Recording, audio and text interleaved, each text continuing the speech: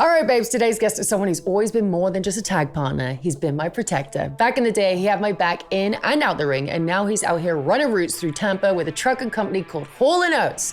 Yes, really. He's witty, wild, and retired from wrestling, but still in full beast mode as a dad, a business owner, and a man who doesn't play when it comes to standing up for himself. We'll talk about bar fights, Jericho drama, and shot collar trivia. Oh yeah, we zapped producer Adam this week. Let's go, baby.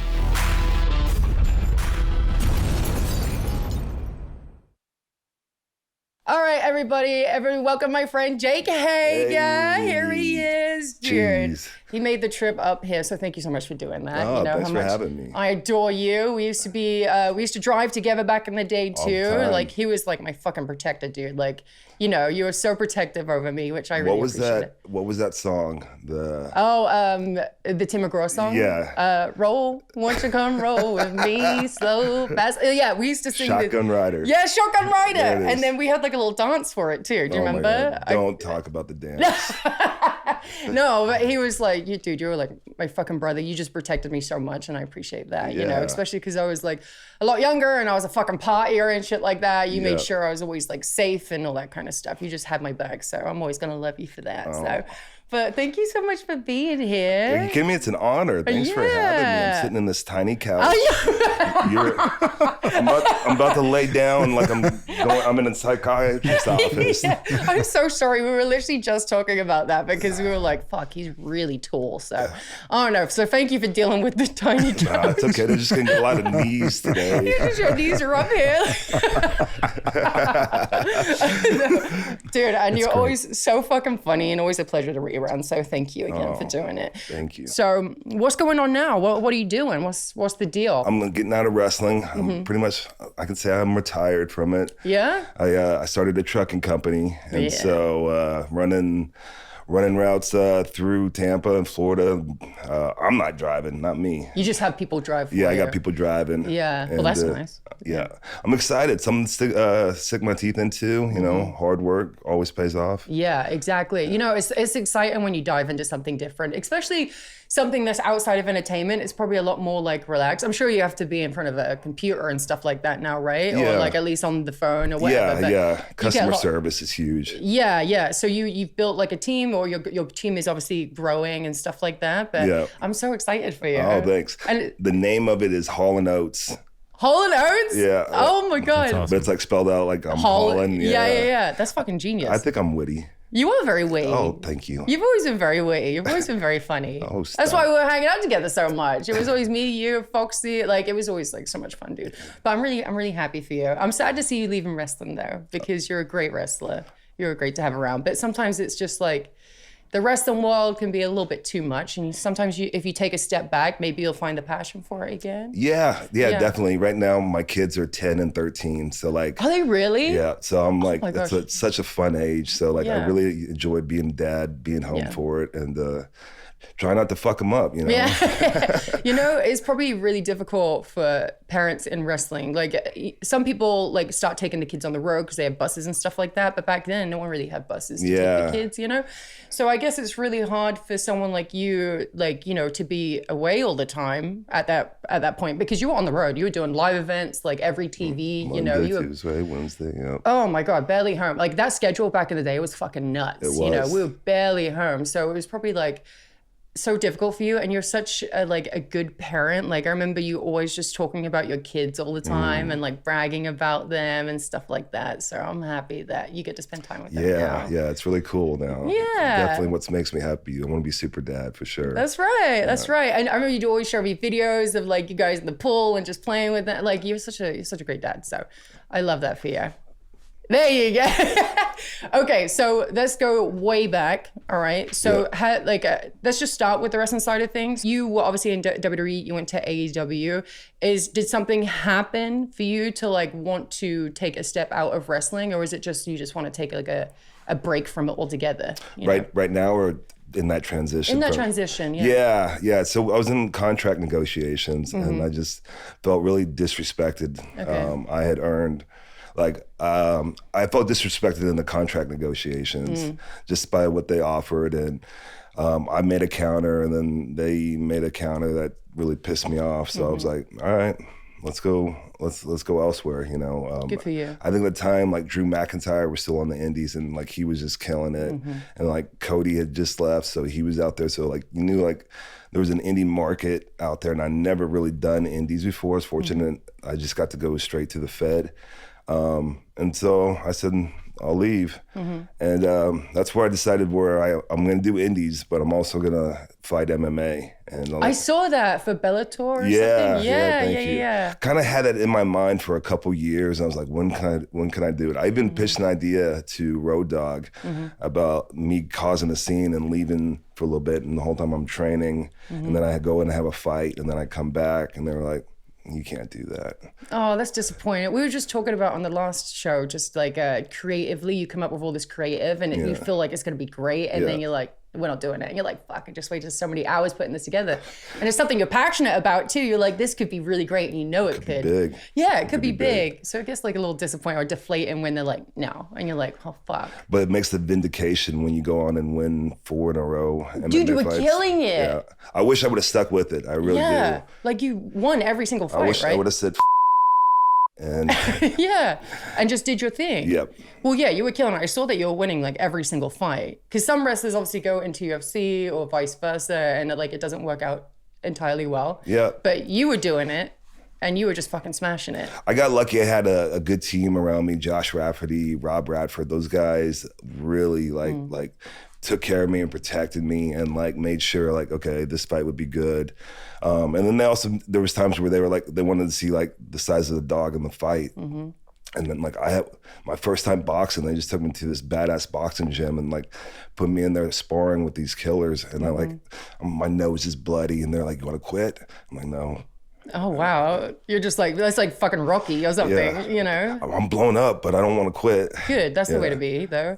So you did the UFC, obviously, which, not UFC, sorry, Bellator, and you fucking killed it. Was that something, obviously you just said it's something you always wanted to do, but way back, you always wanted to be a wrestler, right? So you did amateur wrestling. You fucking killed it in that. And then I saw that you wanted to, like, you were going to go into finance or something like that. Yeah. I was like, that's so random.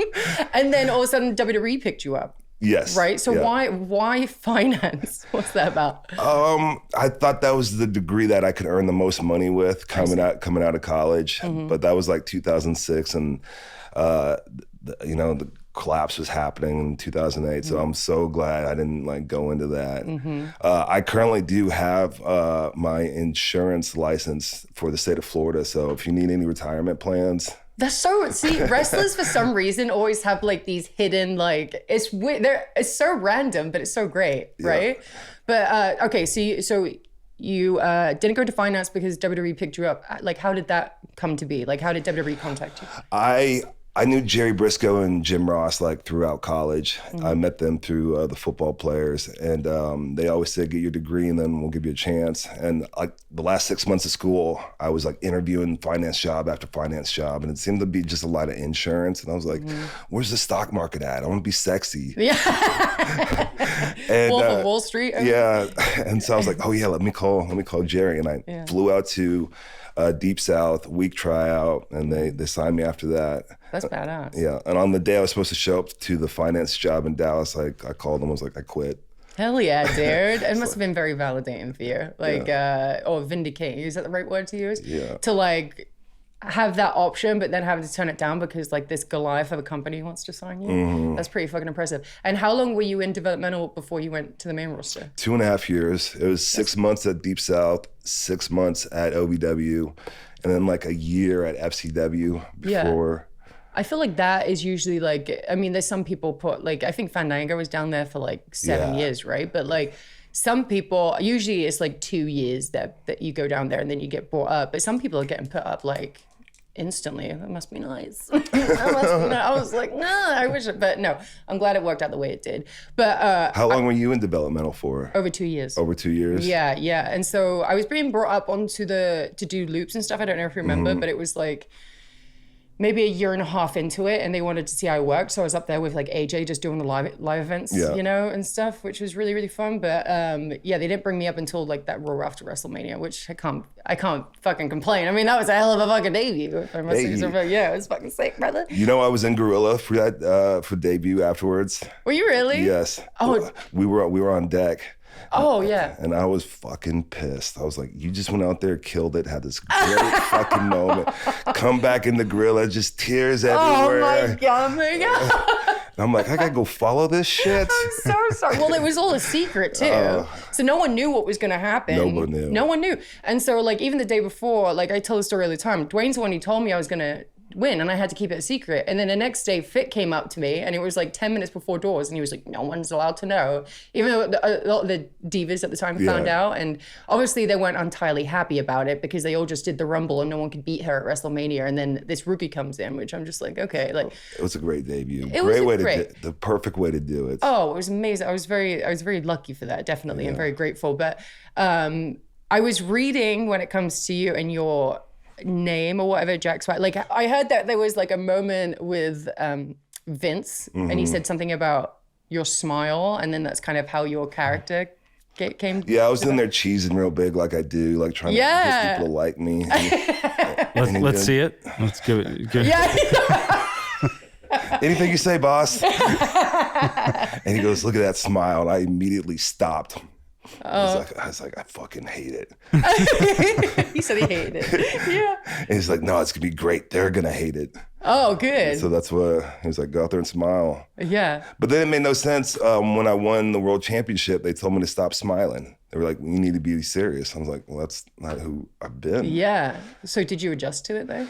Yeah, I stopped smiling. I stopped being like all swagger-esque. Yeah. When they do that, like I remember Vince saying that when I first came up on the main roster to me, he was like, you need to smile more, you need to smile. My whole character down in NXT was like this serious fucking little goth bitch, you know? So me being like, it was just like, wasn't part of my character. So you have to slowly like just incorporate that. That's good advice. Yeah. I was like, okay, like he wants me in purple. He wants me to smile. So I'm going to do that, but I'm going to slowly start incorporating my black. I'm going to slowly stop smiling. And then it's going to feel like it's just a natural progress and he's not going to notice. Yeah. You know, I was like, fuck. I was miserable. I was like, I'm gonna go out there and fucking smile. I know I'm a baby face, but back then he just wanted everybody who was a baby face to smile.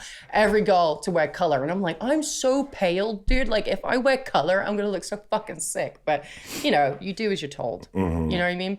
Okay, so your time at WWE, you were there for how long? I debuted in 2008 and then left in 2017. Yeah. Did you enjoy your time there though? I did. Yeah. Like the best part is like meeting friends like you and like the boys, like anything for the boys and the backstage stuff. Yeah. And that's what I wanted, the small town kid, go out and see the world, make a little money. Yeah. I just like, we had so many good memories, just like we talk about Wrestler Vacation and stuff. It's just where we go on tour and stuff like that. And like, you get to be in like a different country and like you try and explore it as much as possible, but like we're working all the time. Yeah. But then everyone would try to go out and we would like at least go to like a few of the bars, you know, that were open at the time, try and stay out of trouble, you know, which for me, I was a little bit of a fucking handful. But again, I had someone like you that would like make sure I was safe and stuff like that. Don't touch her. No, seriously. I was like, what the fuck? But when it comes to WWE and you part in ways though, was that done in a nice way at least? Because I know with AEW it wasn't, but. That was very professional, I would say. If I could say one good thing about Mark Carano. I was like, I asked for my release and they were like, don't do this. And I was like, no, I need to. And they're like, a day later, like, all right, you got it.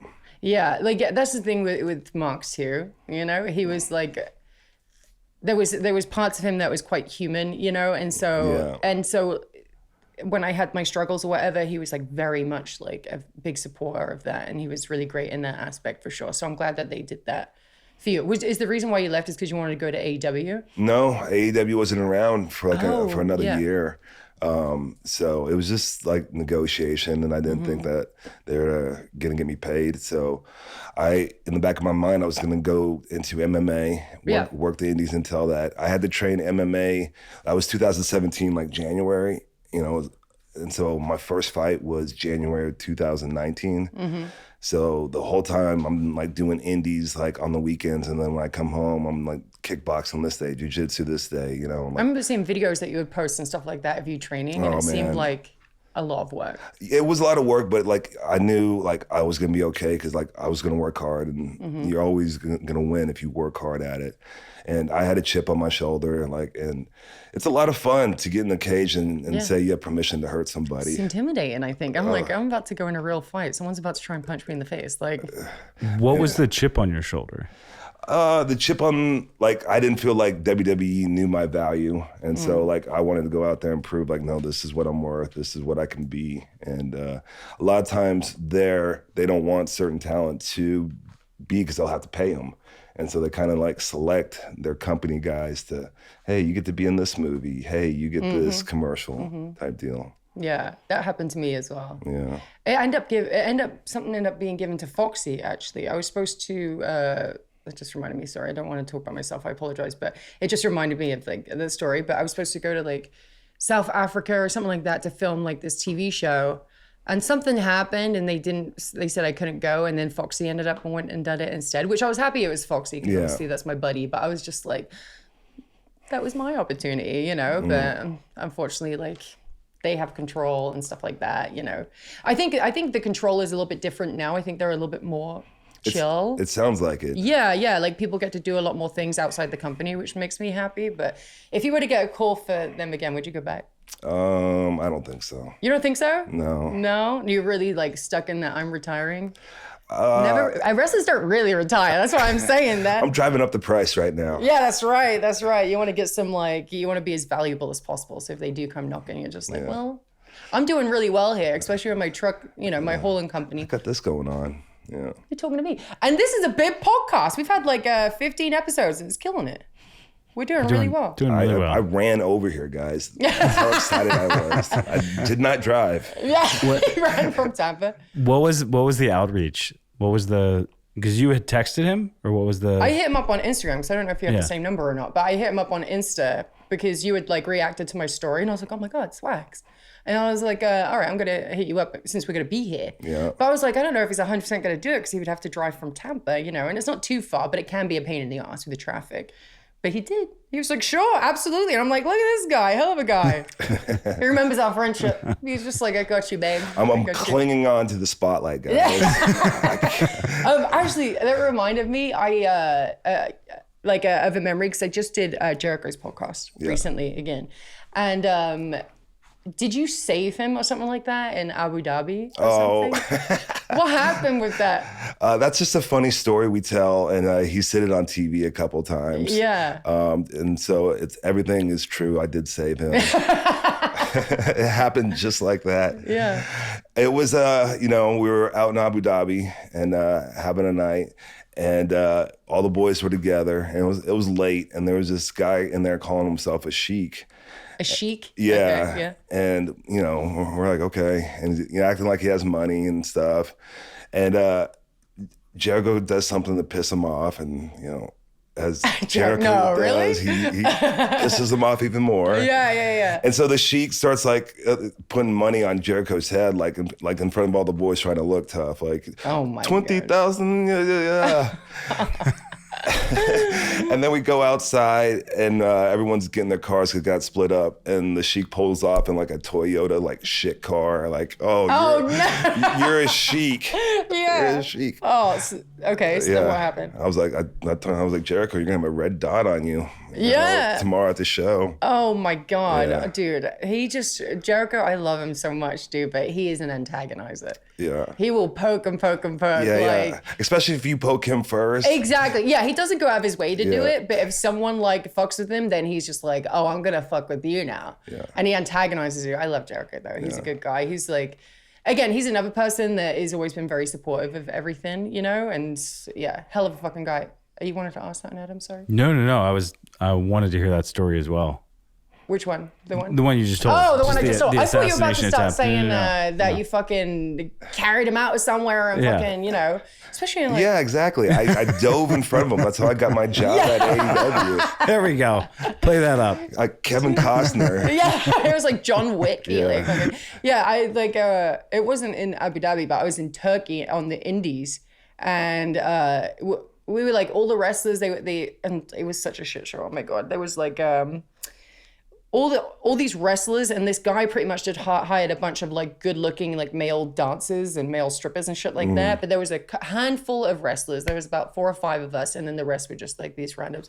This is the show that they were going to put on. Like one of the girls got their face burned by a pyro. It was a whole fucking thing, but it was a big bloody show. But anyway, they wanted to take us around, and so we went to like a shopping mall out in Turkey or whatever, and I was like walking solo. And at this age, I was like fucking 15, 16 years old, dude. And like, they were like, don't walk around by yourself, but I'm not listening. So I started walking around by myself. And then like, all these like Turkish men came around me, and then they started chasing me. So I'm like running to like the fucking bus where all these wrestlers were. And then all the wrestlers and all these models like stood in front, and like they started carrying me onto the bus. It was fucking crazy. It was so crazy. I don't know why it made me think of this story. Like, I don't know, but I was like, I'm going to tell it anyway. So you were in amateur wrestling. Yep. Why'd you get into that? What's the deal? Was that like a dad thing? Yeah, as a family, my cousins were badass amateur wrestlers. And they were like 10 years older than me. So like they were 15 in high school, just killing it. I'm like 5, just like, yeah. Did you love it though? Yeah, I did enjoy it. And then I just happened to grow up in the wrestling capital of the world. Like it's just a town in Oklahoma that has like history going back into the 50s, and like they had the most state championships in any sport of any high school of any size. It's just like there's nothing else there to do. It's a town of like 4,000 people dripping wet, and they got. Did you win championships there? I won 2 state championships there. Yeah, you did. Yeah, I did. You did. I lost more in pro wrestling than I ever did in real wrestling. No, in real fights, you're a fucking beast, right? So you do like amateur wrestling, fucking beating everybody's ass. You go into MMA, beating everybody's ass. You're like, okay, all right, this is a good question actually. I want to ask you this. If you were in a bar fight, right? Because we were just talking about this the other day. If like which girls I would have in a bar fight if it was in wrestling, and I said all the Samoans, right? Tamina, I've seen that bitch spin kick a motherfucker before, and I was like, holy crap! Out of nowhere, at a fucking bar, she was like, this guy was trying to talk shit, and she was just like, you know how she could be like protective mama mode. Yeah. All of a sudden, she just did a spin kick, went boom, kicked him in the stomach, and the guy was pretending to try and spin kick us at first, so that's why she did it.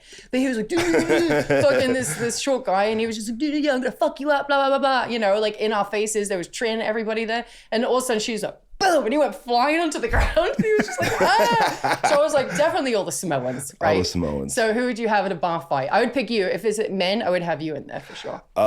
Man, I've heard stories about Haku. Oh, yeah. Tony Schiavone said that I was the Haku of AEW one time, and it was like the greatest compliment ever. Yeah. I forgot you were about to say Tony Schiavone. I was like, Tony Schiavone? I was like, what? RJ City, of course. Okay, so Hager, yeah.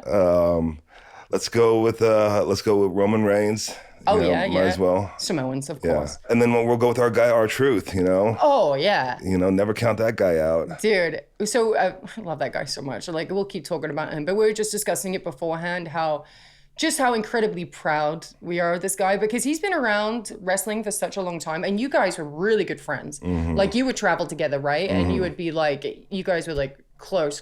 Like, you were always together, right? I love that, man. Yeah, I know. Like, you guys are like brothers, right? But so how did you feel seeing, you know, that whole commotion with R-Truth not getting his contract renewed? It was shocking. Yeah. I was with my kids, and Mike Chioda called me, and he's like, "Hey, Swags, they cut Ronnie."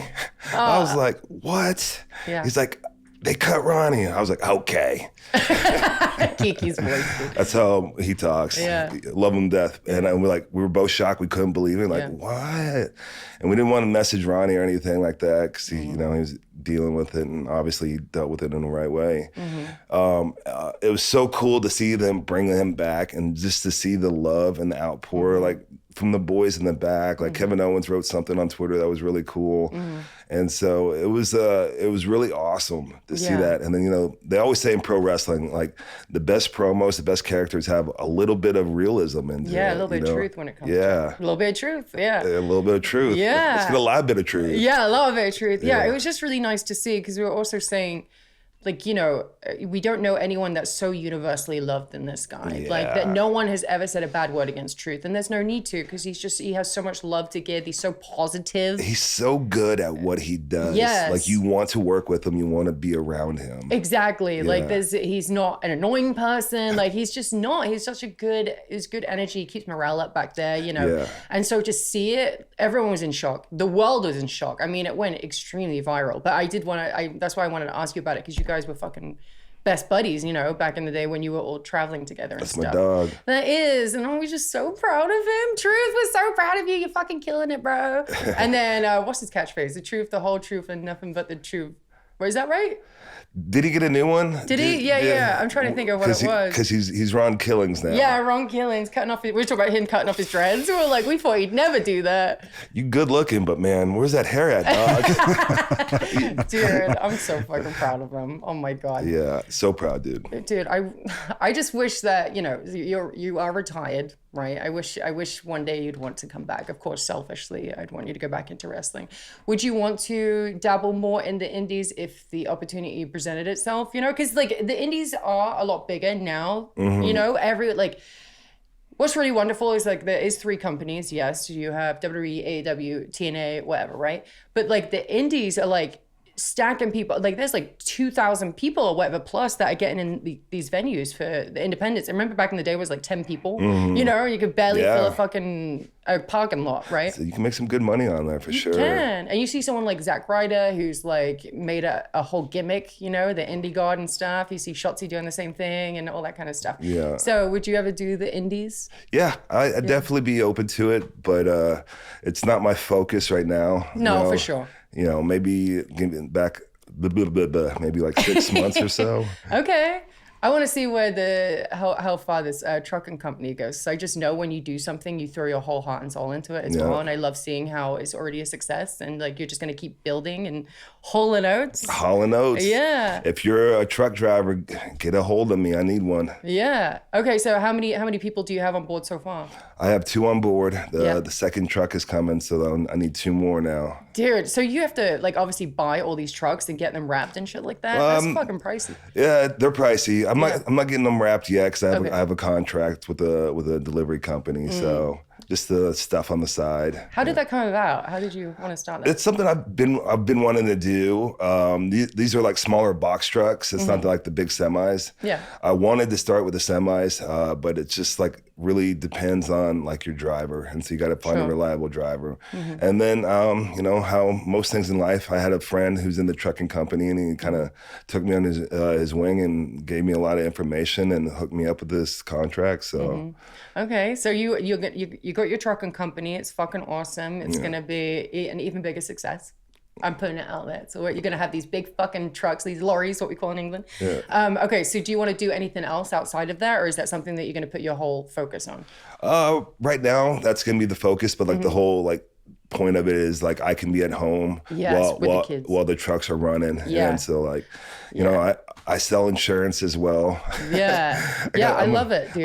I do everything. Yeah. Pay the bills. You know what's really cool about that too is that like you can be your own boss. You know how you spent years, like decades under somebody else's, like, you know, someone else has been your boss. They told you exactly what you could do, you couldn't do. And like, you just didn't have any freedom. So now you're a fucking boss and you get to do whatever you want. You get to be at home with your kids. You get to be like a full-time dad if you wanted to, while also working at the same time. That's the dream, dude. That's exactly how I feel too. Yeah, that's the dream. And like now your body is gonna be nice and like, you know, healthy, because the stuff that we put ourselves through, not just the wrestling side, but the traveling. The no sleep, dude. That's really my bad. Gosh. So your sleep schedule's back on track. Yeah. You get to be around the kiddies, which is awesome. You get to be home. You get to be with your bullies, your dog. Yeah. Oh, your one dog, right? Yeah. But I'm fucking happy for you, dude. And I love seeing you thrive and be happy and a success. Thank you. I'm very proud of you. Right back at you. Yeah. Shotgun Rider. That's right, Shotgun Rider. Okay, so we're going to go into the segment now, if that's okay.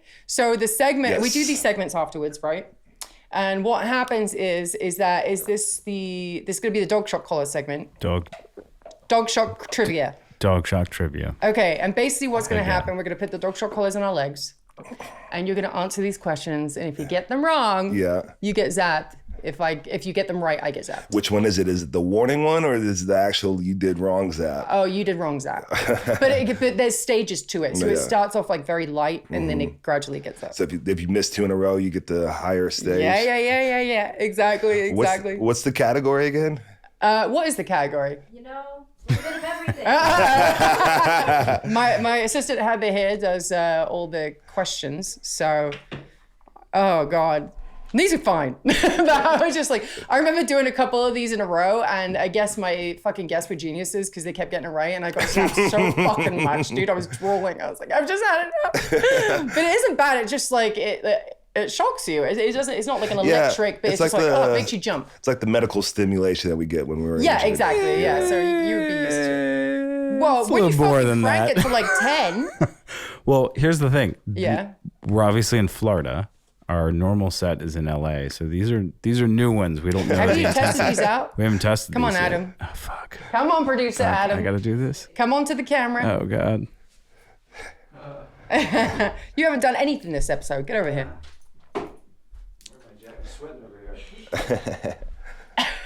Go on, roll those bad boys up. You do look cool in that jacket, though. Yeah. I have this running joke where I wear it every episode. Yeah. It's fucking, I am sweating. We're raising money to get him some more jackets. It's your gimmick now. There it is. Damn, you got that pedicure? You get pedicures, brother? A nicely groomed foot for a man. Is that what I smell? Might be Joe's.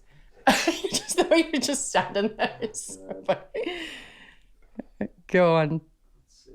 He did that the first time he ever did it. He wasn't expecting it, so he like did the splits. It was so like he was in this position.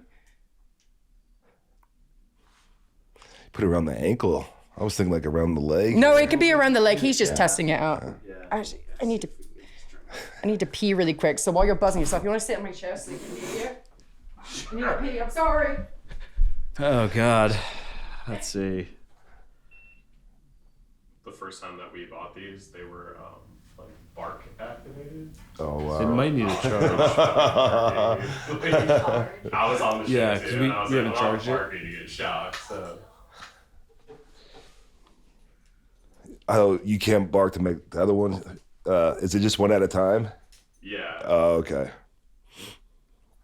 you have to make contact for it to work.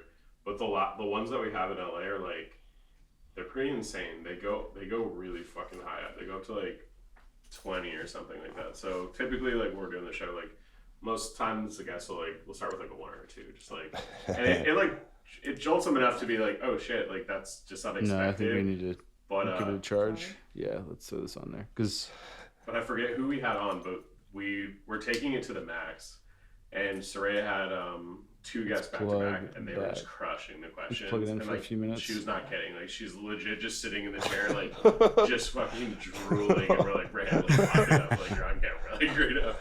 She's like, I can't fucking. We're gonna pause for a few minutes. We're gonna wait to charge it up because we literally just had it delivered this morning. So, then I'll try it out. Yeah, you were talking about obviously the training for MMA being the kind of most rigorous and intense training of your life and your experience. What was that? Talk to us a little bit more about that.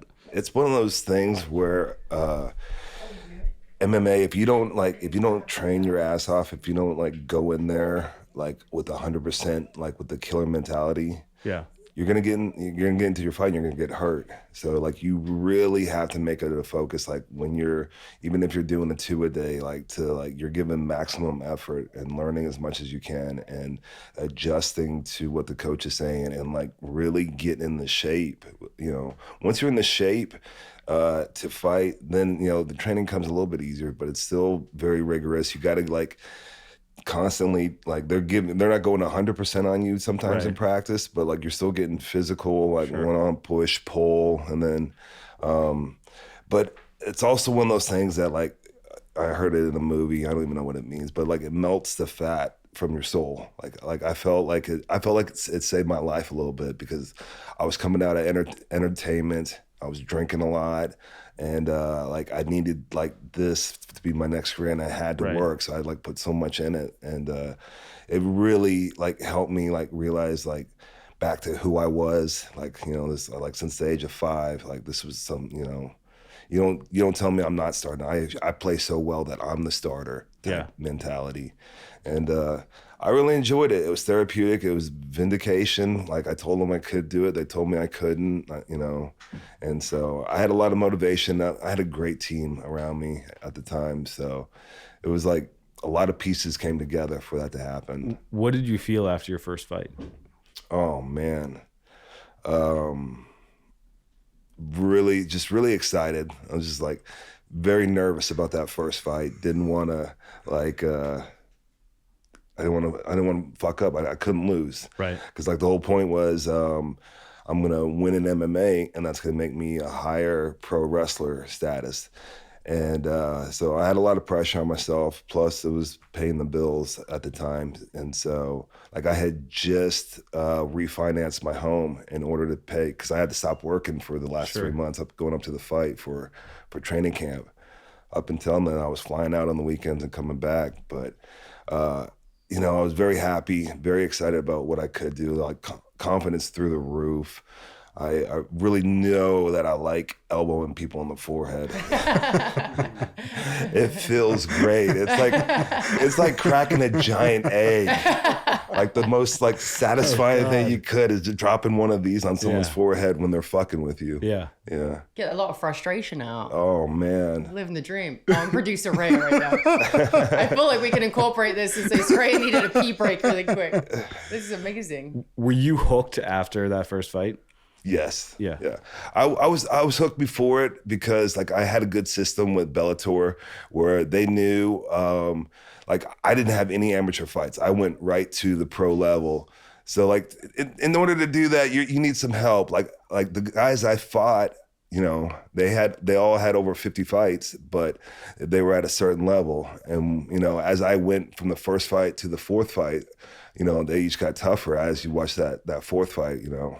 I was incredibly bloody after that one, but that guy was like an ex-NFL player type deal. Do you get the same adrenaline rush you do in wrestling? You know what? I really used like my experience in wrestling to not be nervous, like going out there in front of the cameras. Like you can ask my coaches, they'll tell a story about like behind the first fight. Like we didn't have to give you a pump talk, a pep up talk or anything. You were just calm and ready. I was like, if you do something on live television for as long as we have, like nothing really fucks with you after that. Right. Especially if you do it in your underwear. I just don't know if I could like be brave enough to go in there and know someone is going to fuck my face up. Well, it's too pretty. Yeah, exactly. This is the moneymaker right here. No, but like you definitely have to be very brave to do it and very confident. But you've also been throughout your whole life in competitive like physical sport. So you played football as well, didn't you? Yeah. I went to OU on a football scholarship originally. Yeah. So you've always been in physical stuff where you could potentially get hurt all the time. So this is probably like another. You know what's funny is too, is like when I got done with college and I got done wrestling and playing football there, I was like, I'm done with athletics. Yeah, please give me a break. This is why you start the trucking company, so you can chill out, so you don't get hit in the head anymore. Yeah. Yeah, because you go for a lot. I mean, like you went football player, amateur wrestler, into wrestling, into fucking MMA. Like you haven't given your body a break really, so it probably feels really nice now. Oh man, it does. It doesn't. I'm not in too much pain when I wake up in the morning, but you don't have the wrestle walk, so it's okay. You know, when you start like you just wrestle for such a long time, you just start leaning forward more and more. Yeah. Your elbows are swollen, your knees are swollen, you can't walk them down the stairs. You know, but if if it was easy, like it wouldn't mean the same. Yeah. So like I'm really proud of the journey, and I was able to go on, and like I was not alone. I had a lot of support, enabled me, like Josh Rafferty, Rob Radford, those guys, they really fucking love me, and they wouldn't let me fail. So like, you know, that gave me a lot of confidence going into the cage. And then the second fight, the guy was talking shit the entire thing, and so it was I was like, I'm gonna hurt this motherfucker. Yeah, and you beat him. So fuck you, bitch. What was his name? Who cares? Yeah. Sorry, I cut you off, Adam. Go for it. No, I mean, two questions come to mind. You'd mentioned this a couple times, just having a really good team behind you. Yeah. What does that consist of? For someone who's not familiar with MMA or even wrestling really for that much, like what does that team build look like? You definitely need to have like a stable household at the time. Okay. You know, you need to have someone who understands what you're going to be doing with the handle with the kids. And then you need someone like Josh was Dave Batista's wrestling coach. Josh was on UFC 1, the Contender Series or whatever it's called.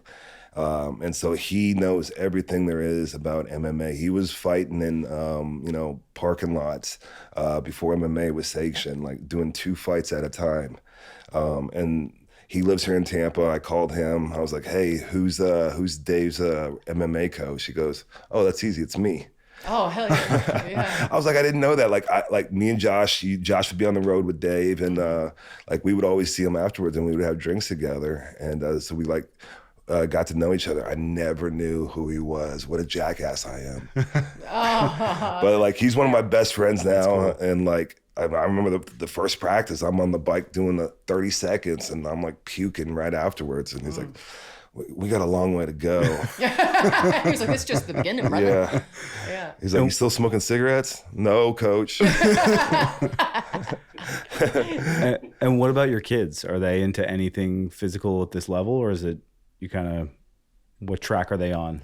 My daughter is like me. You better fucking watch out. She's just like a ball of fire. Yeah. She has to win. So she's into soccer right now. Okay. And she's loving that. And so she's this past year was her first year into it. We got it into her a little late, one, because it's expensive, but she wasn't ready for it. And now she really knows she loves to compete. Sure. And my son, I feel like I'm a warrior, so I bred a poet. He's I love that. He's gonna be a well-known author, movie maker. He's like the entertainment side to my athletic side. That's cool. Yeah. I love that. The poet. Yeah. That's so, I love that so much. Stop, you're gonna make me cry. Oh, no, I like I keep saying, you've just been such an incredible dad. You can tell how much you just absolutely worship the ground your kids walk on, and they come first every single time. And I'm just happy that you get to have that moment with them now. Yeah. And you can just tell you've always wanted that, you know what I mean? And now you're at a stage in life where you can do that. Mm-hmm. So they're just going to appreciate you so much, The little shits don't know how good they got it. Yeah, but you're so supportive. So whatever they probably want to do in life, you're always going to be front and center, cheering them on and stuff, Yep. But it's beautiful. A poet, I couldn't get over that. That was so beautifully said. It was just really wonderful. That's awesome. I don't have kids, so I don't understand fully. I'm just doing it from you have kids, you have... Yeah, I've got a 10.5-year-old and a 5.5-year-old. And it's a similar thing of my son we just went on this epic road trip going up to the Bay Area through Yosemite and then June Lake and then down the Eastern Sierras through Alabama Hills and Mount Whitney. And on the last night, we were at Mount Whitney. We were camping at the base. Wow. And we were looking up at the stars. And I was just like, hey, man, he's 5.5. And I was like, look, I really, this is a really special place. And I want you to, when you're older, bring someone who means a lot to you, bring them to a place like this and realize how special these opportunities are. And it was really tender because he's a very emotional kid and he started to cry. And I was just like, sweet boy. Oh, fuck. I wasn't expecting that, but it was just this beautifully tender moment. He'll remember that moment with you, though, forever. Exactly. And I think to your point about that poet, it's really important to kind of cherish that and foster the growth and development of that. Yeah, whatever makes you happy. It's from they say there's 4 archetypes. It's warrior, poet, nomad, and one other thing in each, it's a generational thing. I'm the same as my great grandpa, and each generation, that's cool, raises their son differently, but it all goes into a cycle. Yeah, that's cool. His son's gonna be like you and just want to do the physical side of things. Probably. Yeah. That's how I was just with my parents. Zach is more. My brother is Zach. Yeah. Love your brothers. I know you love my brothers so much. I Yeah, do. they love you too. Like Yeah. they still bring you up, you know, asking how you are and Yeah. stuff like that. But I was talking with Zach recently about going over there. oh, please, he would love that. So my parents would love that because they love you too, you know. But me and Zach, I have a bunch of brothers and sisters, but me and Zach are from my mum, right? We just Yeah. have different mums with the rest of my siblings. But me and Zach are very different because he's more sensitive, you know, he's still physical, but he's just very sensitive, you know, he takes a lot of things to heart, but he's also like a poet and stuff like that, you know, like Zach is like that, but he's just like, he's a big burly bear, but just a sweetheart. Whereas I'm like a tornado, you know, I was batshit crazy, you know, like I had to be like calmed down and stuff, but Zach is the complete opposite. So it feels like that's how like your kids are, is like a version of me and Zach, you know. But Zach's still sensitive to this day. I mean, he's 34, but he's still very physical. He does a lot of like, you know, he can be really masculine when he needs to be, but he's just got a heart of gold, you know. But yeah, you know him. He seemed so happy when I talked to him in April, like just really excited. He was talking about his food truck and I got my food truck. Yeah. He's loving it and he's killing it. Like that's what he was saying. Yeah, he's like he had like a line of like 25 like fucking people, and like there was 25 minute wait in between some of these things, and he's just like, this line just kept coming because he's good at it. He's That's like awesome. He loves cooking and stuff, and he loves making people happy. He likes making people feel something, you know. And then afterwards there's a picture of him just like on the ground of his like fucking food truck, like fuck. But What did I do? he was like, fuck, but this is a success, like what do I do, you know. And so, but I'm just so proud of him. I'm so happy that you guys have time to talk. And it'd be great if you went over there. I'm going to go over there in, I think their show is in October, I want to say.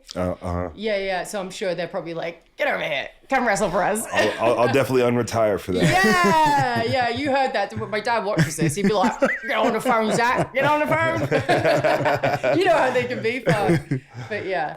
All right. Are these shot collars ready? Yeah, do you think, let's try it out. That was really great. I'm glad that we had like a little pee break it was so you nice. guys can have a little conversation. And that gets me out of being shocked, so we can just try it fully on you, right? No, this is you. I've been shocked so much, motherfucker. I will ask the questions. How many times have I been shocked? Yeah. Now Wait you're a sitting minute. there. Now you're sitting there. Now you're sitting there. Fuck. Might as well not switch it. Where is these questions? Did you even go to the bathroom, or was that your plan the whole time? You get the detonator then. I get the give me that fucking thing. Let's. Yeah, we still. Oh, yeah, gotta test it out, fucking- yeah. I'll text it to you. You're texting? Okay, cool. It's flashing now. The worst part is doing this to yourself. No, I'm gonna do it too. Nope, it works. There Okay. we go. It's not. Is it as bad as the other one? It's not bad. No, the one is more mild than the other one. Okay, there you go. Well, let's test your knowledge, Wait, I have producer Adam. Which button is it? The top or bottom button? It is. You better tell me the truth. I can tell you the truth. It's Show her how to turn it up too. That one. Okay. It's Huh? How to turn it up. Hear the question. Like just like the knob. Okay. Yeah. Oh, the question's right here. Oh, okay. Okay. You'll get these ones. Yeah, these are easy. I'm gonna give this to you. I saw the first answer, so. Okay. Oh, okay. Okay. Where do I put it? It's got to be skin contact. Roll those bad boys I up, wasn't swag. planning to Sorry, Jake. I be keep I still barefoot call you on this, Swags. but here we are. All right. All right. Oh God. Calf tender. Does that feel good? You know it depends on the intensity. Do you want to sample? Wait, have you seen these answers? I saw the first one. Okay, so you should just get zapped for that, and we'll move. Wait. We won't ask. We won't ask the first question then, because that. Okay. Okay. Okay. So what are the rules of this?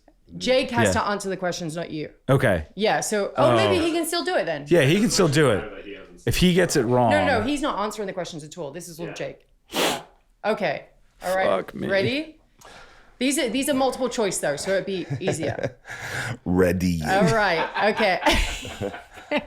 Can everyone see? Yeah, they can see. Yeah. We'll go Hey, wide. want to come over and do my podcast? Shock you? I'm so sorry. No, you're not. I'm not. Yeah. Okay. Oh God. It's an ankle monitor. Yeah. I'm trying to be Florida man, actually. All right. Who is the voice of Buzz Lightyear in the original Toy Story films? Was it A, Tom Hanks, B, Tim Allen, or C, Billy Crystal? I don't want to seem like a Disney mark, but B, Tim Allen. Yeah, it is. Go on. You get the zap. So you gotta take. God damn. You it. might as well not wrap it and just hold it against Just hold it up. Okay, I jumped the gun. No, I like where your you're head's getting at though. excited, Oh God. All right. All right, ready? Yep. Okay. That was easy. Yeah. It is the anticipation of not knowing. You're not supposed to say it's Fuck easy you, into Joey. the camera. Sell it, brother. All right. I feel like you'll know this one too. Okay. Do you like video games? No. Early video games? Old school ones? Okay. Okay. What is the name of the princess you're always trying to rescue in Super Mario? Is it A, Princess Zelda, B, Princess Daisy, or C, Princess Peach? Ooh, I think I'm getting shocked. I'm gonna say Princess Daisy. No, you're getting shocked. It's Princess Peach. Uh-oh. Who's Daisy? Is that like the little one? I don't know who that is. I mean, I play Mario Kart. All right, Ready? let's go. Juice me. Did you do it? I'm pressing it. God damn it. Can you feel it? Alex. I can feel something. Turn it up, Rico. I want to burn. All right, ready? All right, 3, go. 2. Ah! Can you feel it? I need to crank it all the way up with you, bro. Yeah, you're gonna have to. What was that at? So, What was that? That was just 3. it hurts so much. Oh my gosh. All right, ready? Dang, I wasted my chance. What year did the Titanic sink? A, 1912, B, 1905, or C, 1920? 1912. That's right, baby. Don't get me started about why it sunk. Got my tin hat on over here. Go for it. I'm gonna try RJ's process of talking through it. Okay. All right. That was a good sell. What Linkin Park album features which Linkin Park album featured the song In the End? A, Meteora, B, Hybrid Theory, or C, Minutes to Midnight? Hybrid Theory? Yeah. I did not sign up for this. Okay, we can go. Oh shit, I've got to turn that thing up. That's All right. fine. All right. What is the longest river in the world? A, Amazon River, B, Nile River, C, Mississippi River. I want to say, let's go with America, the Mississippi. No, it's the Nile, baby. thank Put that you. thing on. Let me crank this shit up. He's gonna no sell the shit out of this too. All right. He's used to being fucking beat up in the cages, Yeah. dude. I'm a dog.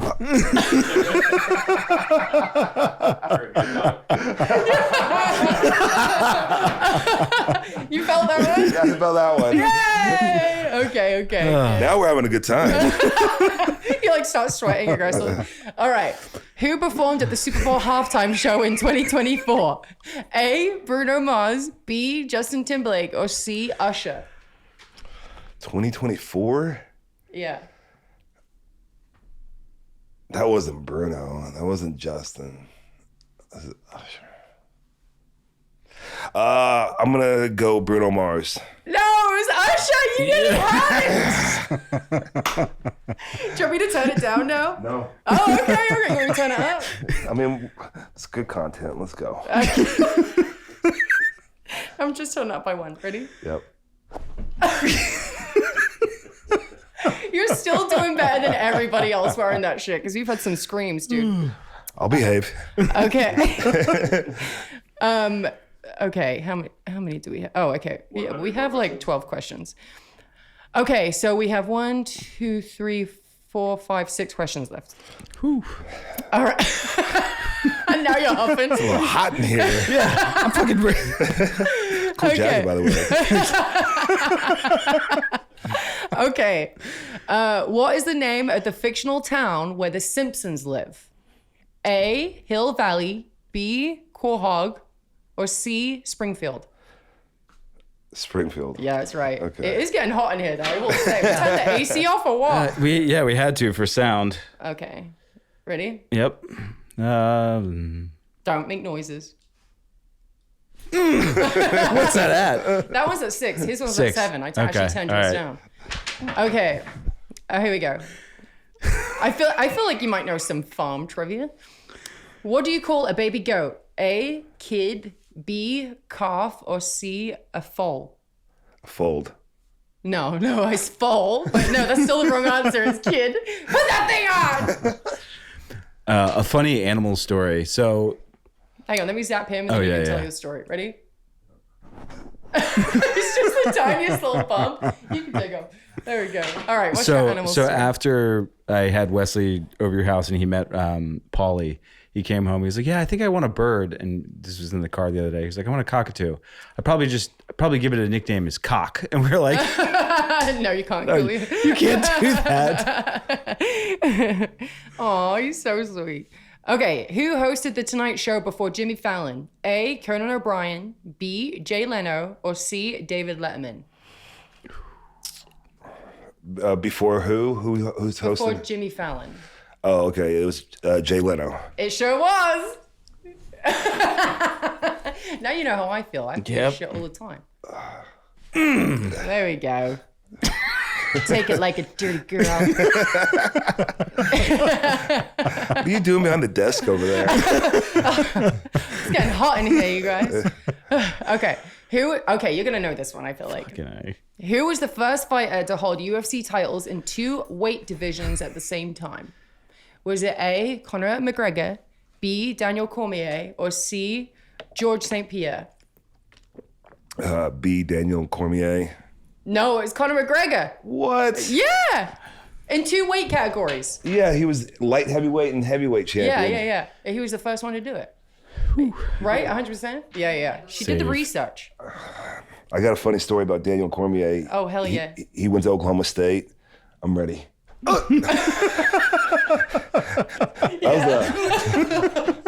Okay, yeah, go on then. And he was a senior in college when I was a senior in high school, and we would go to their like summer wrestling camps, and we did one session. It was like towards the end of camp, so everyone was kind of like friendly with the Oklahoma State guys, and they were going to have practice after our session, and he turned to all the high school kids and said, "Anybody who can take me down can have my shoes." And at the time, he had the brand new like Adidas John Smith that you can't get, and we're like, "Ooh!" So I said I would go, and we started wrestling. And he was in the Olympics a couple years later for Greco, so that means he can throw. Mm-hmm. So he tried to throw me, but I'm so fucking tall, I slipped it, and he landed on his back. Technically, it was a takedown, but he scrambled and got out of it and said it wasn't. So. Oh, come on. You didn't get the shoes. So yeah, I didn't. Daniel Cormier, give him those goddamn shoes. Yeah. Look at him. He's sad about it. Heartbroken. I don't have any shoes, Daniel. Get this man some shoes. I'll go get me some shoes and a jacket. Where's my Cash App? Oh my gosh. All right, 2 more questions. Ready? Let's go. Where is the duo Haulin Oates originally from? A, Los Angeles, B, Austin, or C, Philly? I'm going to have to say Los Angeles. No, it's Philly. That's Haulin Oates Trucking. LLC. I thought you would know this one. Okay, ready? Yep. What was that at? That one's still at 7, but the last one I'm going to turn up. Oh, boy. Last one's at 10. Oh, no, it only goes up to 8. So that was pretty high. It's feeling... It's getting there. It's getting spicy. One last question, you guys. Ready? All right. What NFL quarterback hosted Saturday Night Live in 2005 and won the Super Bowl in 2007? A, Tom Brady, B, Peyton Manning, or C, Drew Brees? Tom Brady. Yeah! Oh, God. See, this is how disappointed I was. 2 fucking episodes in a row. Oh, God. And you lost that bottle flip. Yeah. You lost the bottle flip. All right, Adam, you want to close out our episode? Oh, God. That was a great interview, and I let's try that again. Yeah, see? Man of many words.